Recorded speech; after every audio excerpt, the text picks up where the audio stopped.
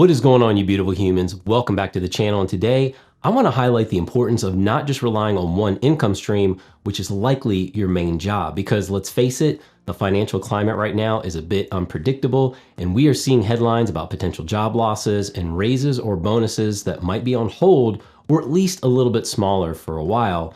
And if you're feeling a bit uneasy about your financial security, it's that uncertainty and that discomfort that you're going to repurpose into moving the needle in the right direction. And there are ways to take control and boost your income, even with a busy schedule. Your skills are your path to wealth, and today we're going to be diving into some very tangible and accessible side hustles, and not those food delivery and ride sharing services that are highly competitive right now.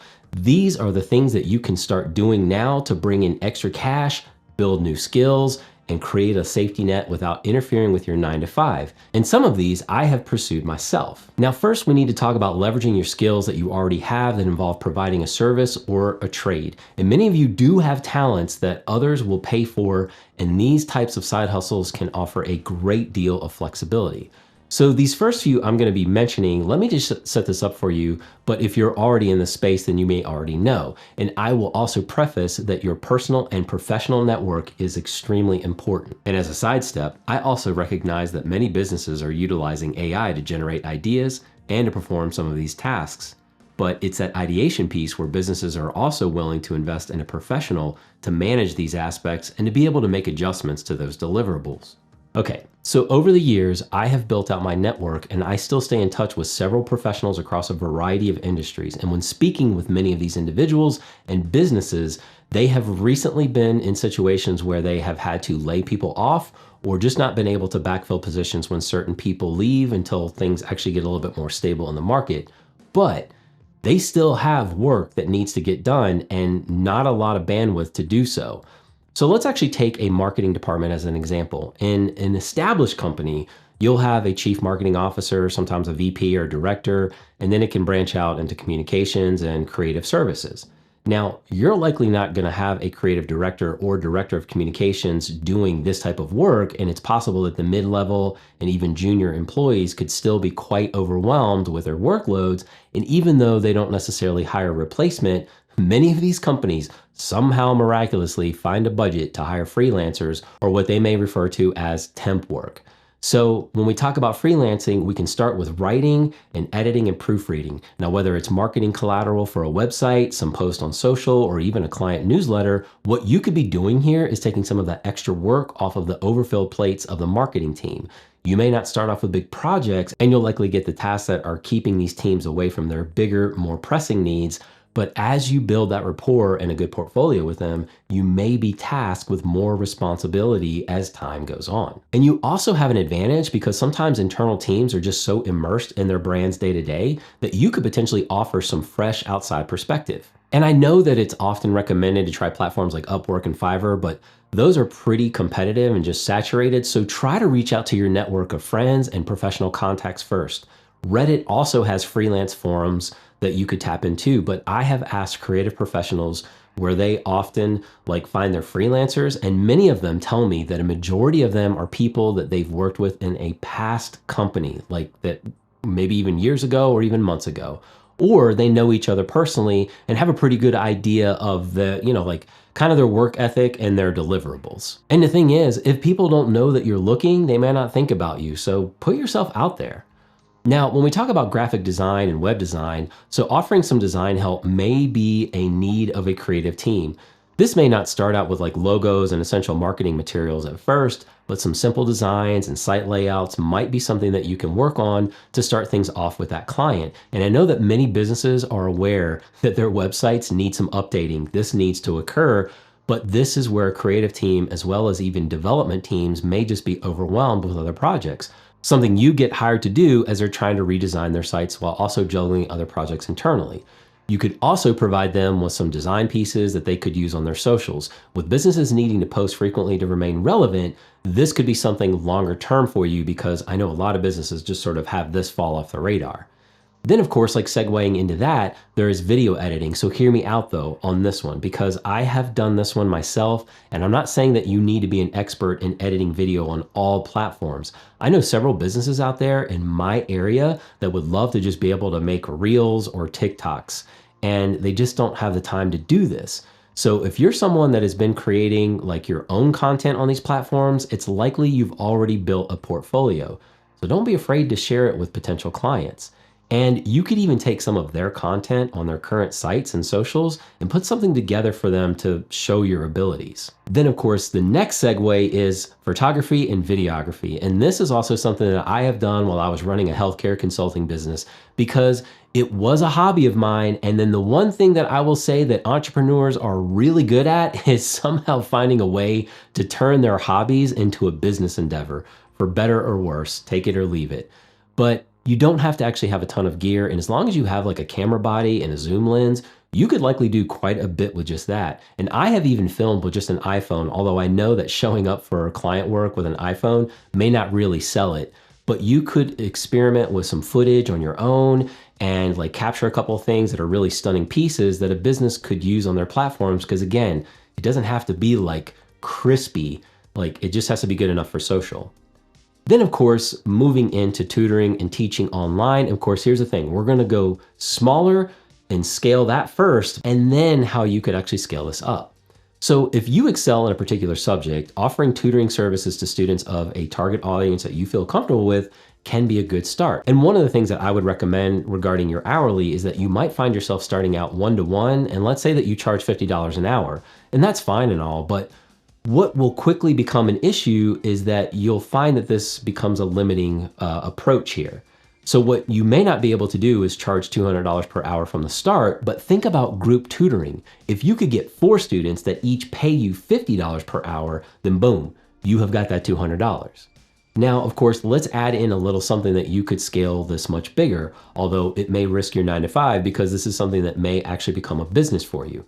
So instead of trying to target groups of individuals needing tutoring, think about how you could create something that you may already be doing and packaging it up for a business to provide to their employees. Now, I worked with several teachers that were like looking to get away from teaching in middle and high schools, and they slid right into the corporate space working on developing curriculum and delivering these educational series for adult learners. Because they already had these years of teaching experience, this was really an easy transition for them. So you could potentially package up something as a one-off for a company to use for their employees based on whatever their goals are.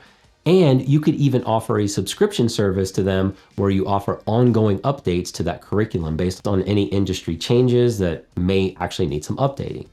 And of course, I don't want to leave out those of you that have a trade or a skill set here. And when we talk about skills and trades, I'm often seeing requests for like handyman work, some simple carpentry, plumbing, electrical work in my neighborhood. And you could consider offering your services on evenings or weekends. And you could even start with those in your own neighborhood and build out a clientele from there. But here's one thing that I would suggest to you before you actually get started is at least have a liability policy to protect you just in case. There are some plans that are around $50 per month for a $1 million policy, but that $50 could easily be made up with just one quick job. And I will put in a plug for TaskRabbit. This is actually a good way to connect with individuals looking for a little bit of help. And I've even seen jobs on there for people needing help putting together IKEA furniture, so that's just a thought. Now, this one's a little bit more nuanced, but there is consulting and coaching. This is about people always wanting to pick your brain all the time, and it's okay to help others. I'm all about giving back, but definitely do not become an intellectual ATM where there's tons of withdrawals without someone actually making a deposit. That is not sustainable, and you need to value your worth so that you don't bankrupt yourself. And I'll share a personal experience, but try to envision how you could implement this based on your own expertise. And just to note, I started this with very young kids at home while my wife worked outside of the home, and we had just moved back to Colorado, and I was actually looking for work at the time, but also trying to find suitable arrangements for my kids. So consulting was actually something that I started on the side until I could find something. And I actually started this at my dining room table just in the next room. And I eventually built this business to a full enterprise and ran it for 15 years until I basically just decided to take an exit. Now, as a nurse, I decided to reach out to agencies that were serving medically fragile individuals in the community. Now, I won't get into the nuance here in this particular video, and I can always expand later, but I reached out to these agencies to see if they needed part-time help with writing medical protocols, to do training for staff on caring for these individuals, and to review medical documentation to make sure that these agencies were following the appropriate plan of care. These were community-based programs, and they couldn't necessarily afford to hire a full-time nurse. Now, the business eventually did scale to something much, much bigger, but this is actually where I started. And then building on that, as a previous executive in that company and having expertise in building and managing teams, I now meet with clients in my spare time that are looking to expand and needing some insights on building out their own teams, mentoring up-and-coming leaders in their business, and ideation on new products and services. And I'm actually at a point where I'm very selective with the clients that I work with, but having that specialized knowledge in so many aspects of business has helped me build this out over several years. And I don't really advertise it. It's just something that kind of comes to me. But again, think about your expertise and what you may be able to offer a business or to build up some clientele. And a couple of other options could be data analysis and research. So if you're skilled at data analysis or any kind of research, offer your services to businesses that need help with market research, the data visualization, or any kind of reporting. There are a lot of businesses out there that will pay for these analyses that may not directly have access to it from their internal teams or organizational connections because maybe they lack the software, the CRM, whatever it is, but they just need it organized and distilled down to be able to really take some action on it. And then of course, there are translation and interpretation services. If you are fluent in multiple languages, offer your services to businesses that need help with document translation or interpretation. I personally know that there are school districts out there that often have to provide material or documents to families where English is not their first language. And there are certain situations where a school is mandated and required to provide certain documents to a family in their native language. But they may not have someone internally on staff that can speak, let's say, Mandarin or Arabic or Japanese. These side hustles not only bring in extra income, but they also allow you to expand your network, which is extremely important. Connect with new people in your industry, and I have said it before that your network is your net worth. And then of course, building your resume. So you're gaining new experience and showcasing your expertise, and keep adding to your LinkedIn profile because this also is how you're going to be able to market those side projects to potential clients. Then of course, you're getting this access to explore new areas. You're trying out different aspects of your field without leaving the comfort of your current job. And then you're also increasing your value. So developing skills that make you more valuable to your employer and of course, your future clients. Now, we can't get out of here without talking about balancing the hustle and protecting your 9-to-5. So the crucial points here are these side hustles are designed to supplement your income, not replace your full-time job. It is essential to manage your time effectively and avoid that burnout. And of course, I've got a few tips here to protect your 9-to-5 while building a successful side hustle. So by setting clear boundaries, you're establishing specific hours for your side hustle and sticking to them. Don't let it bleed into your work hours or your personal time. And then of course, you got to prioritize your full-time job. Your 9-to-5 is your primary source of income and stability. Make sure it remains your top priority. And then of course, there is time blocking. So using time blocking techniques to schedule dedicated blocks for your side hustle. Just like you would for any other important appointment, put it on your calendar. And then of course, you can outsource and delegate these things. So as your side hustle grows, consider outsourcing or delegating some tasks to free up your time. This is how I ended up growing that little side hustle, my business, by hiring a virtual assistant, which then allowed me to scale further until I eventually was able to hire and build out an entire department and then other departments. But again, this can still just remain on the side. It doesn't have to turn into a full-scale business. But you also have to manage your energy. Do not overextend yourself. Ensure that you are getting enough sleep, getting enough exercise, and the downtime that you need to avoid burnout.